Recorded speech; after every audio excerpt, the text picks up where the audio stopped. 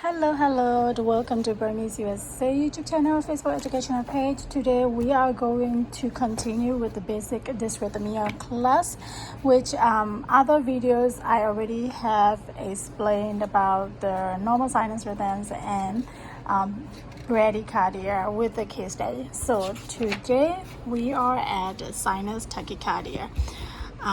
Tachycardia, tachy means fast, cardia is heart, so fast heart rate. Okay, so let's recap a little bit about the 6-second strips. So right here you have this box right there, 1 box, 2, 3, 4, 5, 6 boxes. That means you have 6-second strips. So when you have 6-second strips, you can actually count by the R interval. R interval, those spikes are R, 1, 2, 3, 4, 5, 6, 7, 8, 9, 10, 11, 12, 13, 14. 14 times 10 is 140. Normal adult heart rates are 60 to 100 beats, which are normal. So 140 is pretty fast.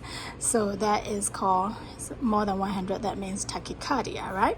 Okay, so we are going to look through all those numbers systematically, which is all those data systematically, which is the first is rhythm. So is that regular? So how are you going to determine if it is regular? Our intervals are the same, so they are regular. Okay, and the heart rate, we just did that. So 150 beats. Okay, 100 plus to the 150 is that's the heart rate right now. Okay, but when we actually count it is about 140. Okay, and 50 to 60 beats above age specific heart rate. Children, is for the children, it has to have a higher heart rate, because the smaller they are, the younger they are. Their hearts are small, so it has to pump faster.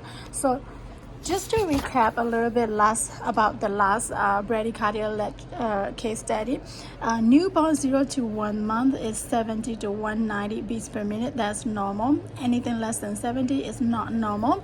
Infant, which is 1 month to 11 months, that means like within a year, and they're supposed to have 80 to 160 beats per minute. 1 to 2 years old, 80 to 130 beats per minute. Children 3 to 4 years old, 80 to 120. So basically children has to have like from the birth to about 4 years old, pre-K, we have to have at least about 80 beats. If it is 60, 70, that's very concerning. And less than 60, probably CPR for the kids. Okay, but we are now going through the adult. This is not for NICU, and so let's just go by the adult, okay, so that we won't confuse ourselves. So is there any P wave? Those are P wave. Let me grab my pen. Hold on. Right here, this is a P, Q, R, S, T, P, QRST, PQRST. So that is the P wave. Okay, so it may be hidden because this is so fast that atrium really try to beat, but it's very overlapping with the ventricular beating. So it may be hidden. One present for each QRS. This one fast but not too bad. I can still see the P wave. And PR interval, PR interval, starting from where P starts, then finish where starting with the QRS. So 1, 2, and 3 boxes right there. So the little small box is 0.04, 3 boxes, that means 0.12. PR interval between 3 to 5 boxes, 0.12 to 0.2 is normal. QRS, okay, let's see this QRS right here, starting from where Q is and finish where QRS, end of the axis. So this is 2 boxes, so that means 0.08, which is less than 0.12, which is good, and constant shape. They are all the same. Okay, and rhythm. So this is all sinus, but it's tachycardia, fast heart rate, sinus tachycardia. Treatment. Okay, treat the cause. Why is that so? Is it because a person is in the fight and flight situation? Sometimes when you are running from the chasing tiger or something like that, and it's faster, right? Or when you actually sometimes skip the beat, that's what you call it, when you got something nice word come out from your crash, right? Like you just got complimented or something, so you're starting to like having the heart flutter or things like that. So what is the cause? Is that if that person having the tachycardia, fast heart rate constantly for a long time, that's not good. But if it is because of this sympathetic nervous system switch on, and that is fine for a while. Okay, like for example, I might be running, I might be doing some sport, and my heart rate is like 150. Usually my heart rate goes 60 to 100, but my heart rate 150 because I just been running, and within a minute or two it comes back down to normal. That's totally normal, so don't be alarmed. Okay, but let's see characteristic physiological response of the heart to the body's demand for increased blood flow. So like I said, if you're running, if you're chasing somebody, or if you got chased by somebody and you are running, your body needs more blood to the brain and the other parts of the body like you are using, like running and all that. So your blood has to pump more, your heart has to pump faster, right?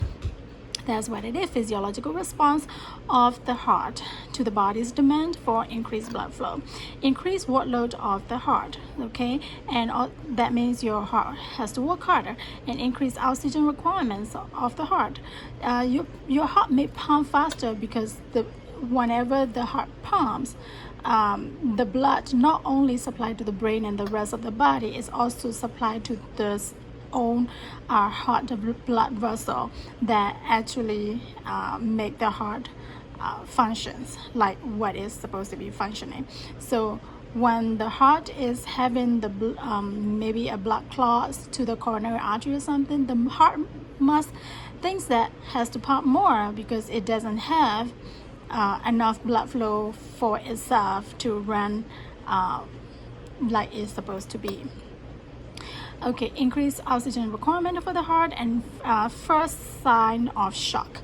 Shock, that means like if you have the like for example hypovolemic shock, right? So that means you are having we have 5 liters blood in our body.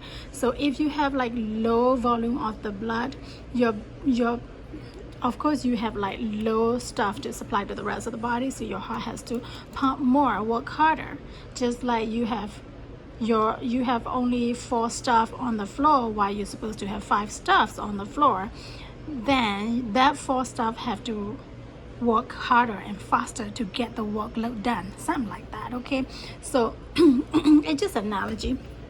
Okay, so cause, for example, like if you have fever, your body is in stress, your heart has to work harder. Pain, heart has to work harder because the sympathetic nervous system as well. And anxiety, same thing, your heart has to work harder. Hypoxia, low oxygen, your heart has to work harder and pump faster. Exercise, like I said before, your other parts of the body need some blood, so your heart has to pump harder. Dehydration, when you have dehydration, that means you are like having hypovolemia and your body doesn't have like enough volume, enough water or blood, so your heart has to pump harder to get the supply to the rest of the body. And hypovolemia, like I said.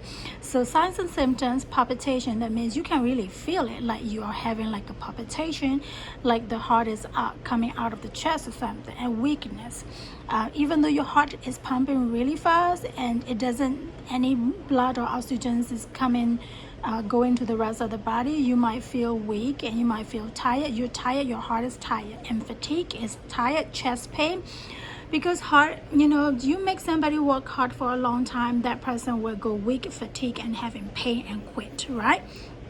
and also treatment. So what do we do? Okay, identify and correct the underlying cause. So why this is happening?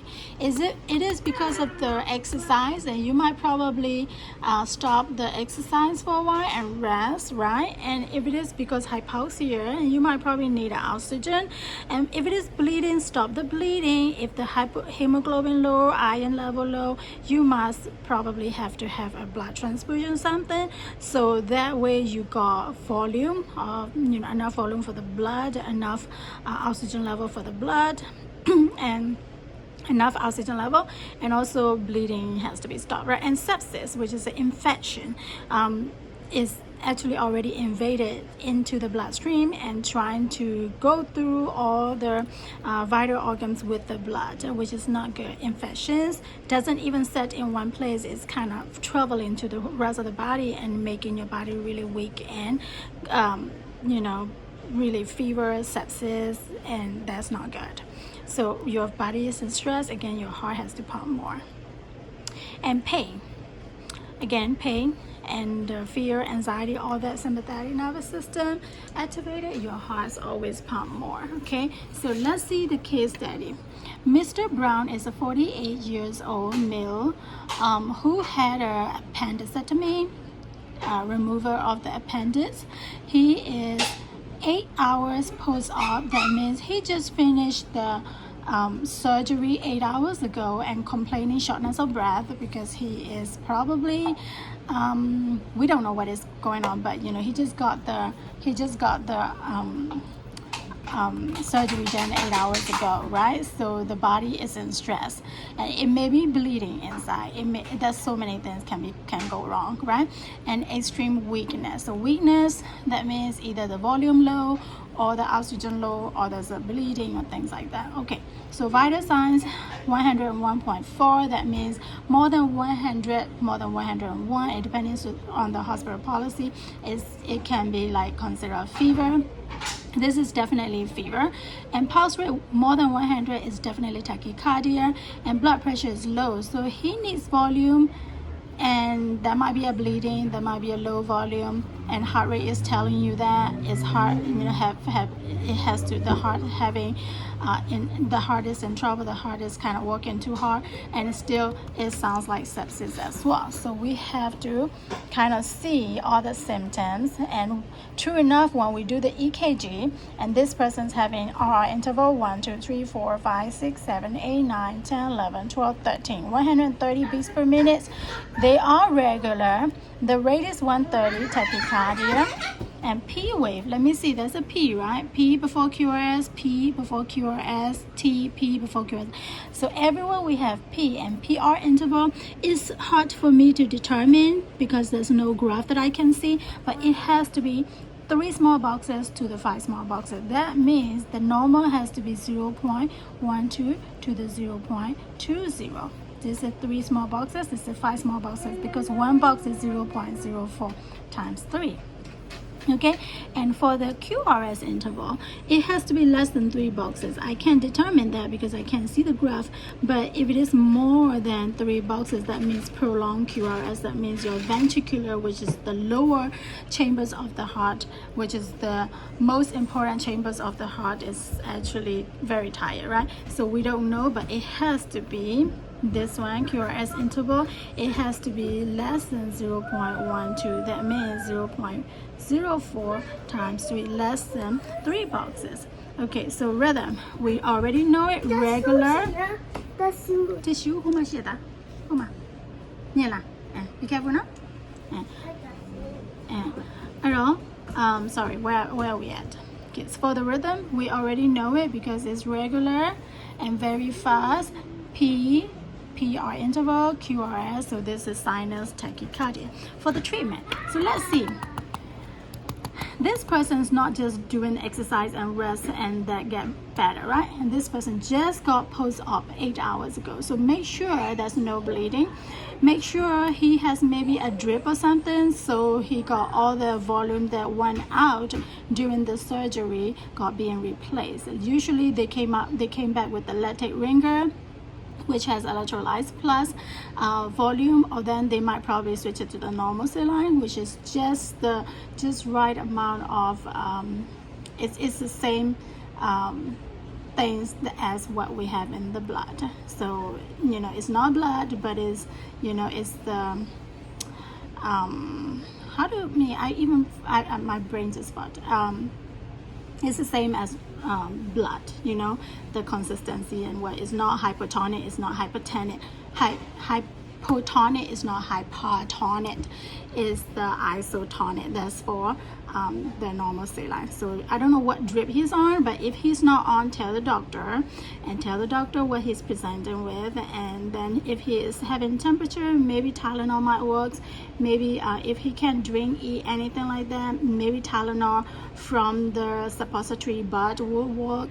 And the heart rate, and so make him calm down. Anxiety, anybody at bedside, like family members, what does he need, right?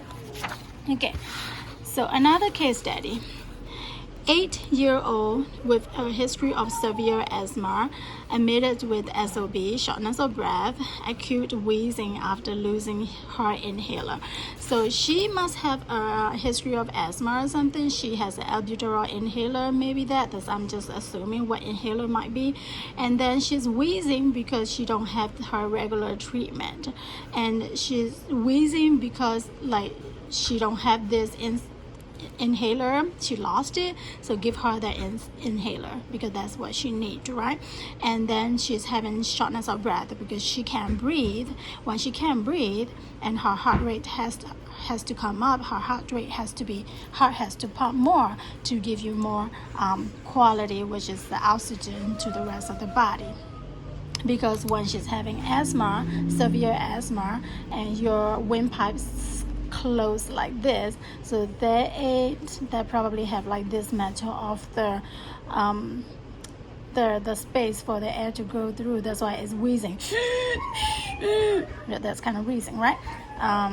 Okay, so it has to be about this. So when you got the inhaler, albuterol usually it's kind of open vasodilate. Okay, when it vasodilate, and usually your heart rate goes higher. When we give the inhaler, usually heart rate also higher.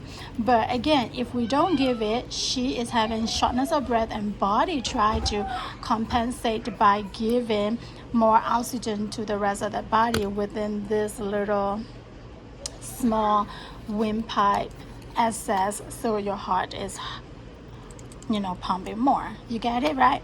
So 1, 2, 3, 4, 5, 6, 7, 8, 9, 10, 11, 12, 13, 14, 140 beats per minute. She's at 8 years old. 140s. You might think it's not too bad, but it's bad because she's having a shortness of breath, right? And they are regular. So rhythm, regular, heart rate 130. Is that 130 or 140? Okay. And P wave is a P before QRS, P before QRS, P before QRS, T. So that's a P wave. A PR interval, if you can see probably, it has to be 3 to 5 boxes. So 1, 2, 3. It's 3 boxes, not too bad. And QRS 1, 2. 2 boxes. It has to be less than 3 boxes. So this is normal.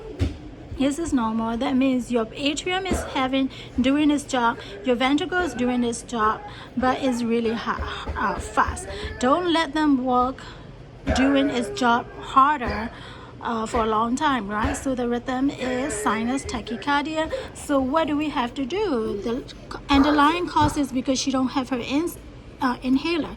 So give her an inhaler, find the inhaler for her, or prescribe an inhaler for her so she can kind of have that windpipe vasodilate, so she can breathe, the heart kind of relax, starting to be less heart rate. Okay, so we're gonna have to watch that. And maybe she needs oxygen at the time, head propped up like 45 degree, reassures that she is fine, and she got like a nurse or somebody beside the bedside, so she's not suffering alone and somebody's always with her.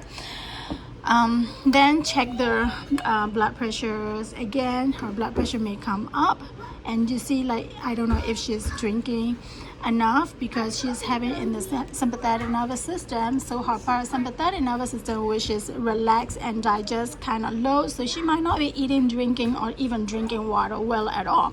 So offer if she wants any ice chip or things like that, or a water beside her if she can drink, you know, so things that can help, or a Gatorade or something. I don't know what she likes, but something to give her volume for the blood pressure higher, heart rate higher, sorry, not heart rate higher, the respiratory rate lower when she got like lower anxiety, and the heart rate lower because she got oxygen already and she got what she needed to make the windpipe bigger.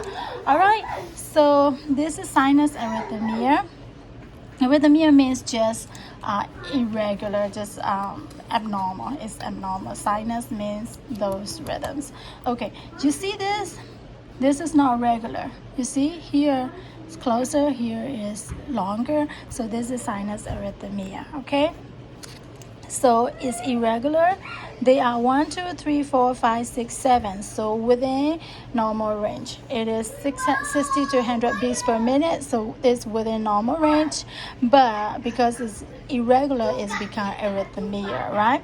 Even though the rate is fine. So that's why when you actually check your pulse rate of your patient, you're not just checking how many beats per minute.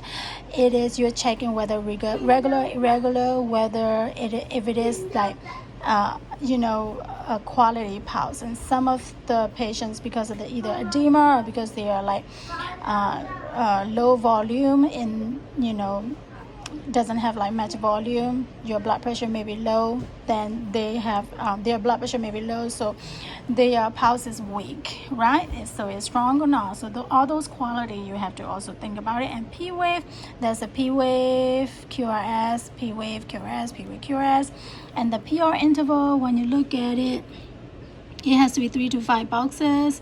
I can't really see much, but it's about that. QRS is about that, less than 3 boxes. And the shape, the rhythm, everything is right, but it's not so regular. So something's going wrong with the heart, but it's not too bad, right? It just try to compensate, try to put those beats in between, so where the beats should be, but it's just not regular. It has to be watched. I mean, we should watch that. It's not normal for sure. That's why sinus arrhythmia. And treatment, none. We have to watch it, you know. And it might be whatever, like skip the beat. Remember, like you saw a crash and then skip the beat. So you could have a sinus arrhythmia by that. Okay. Characteristic: the heart rate increase with respiration, our interval shorten. We hear our interval shorten, and decrease with expiration, and our interval lengthened. So when it happens, you gotta be making sure, like, calm down, you know, don't get too excited, calm down, and then make your heart rate kind of stabilize. And because you might be like palpitation and skip a beat or something, and may need a strip longer than 6 seconds to identify. This is just 6-second strips. So since this happened, we're not just relying on that. Is that always doing that for another 6 seconds? So maybe you ask for another strips from tele and try to identify that. Okay, and normal phenomena that occurs with respiration and changes in intrathoracic pressure. So yeah, when you have the intrathoracic means thorax, inside your chest has pressure, and when you breathe, that sometimes when you just like take a deep breath or something, it just your heart has less space to kind of pump when your intrathoracic pressure is like pushing more stuff into the chest. So it could happen that, okay? So let's see. Sinus rhythm with premature atrial contraction. Okay, this is like about 23 minutes long for the video, so I'm gonna do this for next video, so bear with me because it needs some explanation, it needs some advanced knowledge, and atrial tachycardia and what we give and stuff like that. So stay tuned with me. Atrial flutter, that's my favorite. Stay tuned with me, and we're gonna go through slowly, but you're gonna get it eventually. Okay, good night.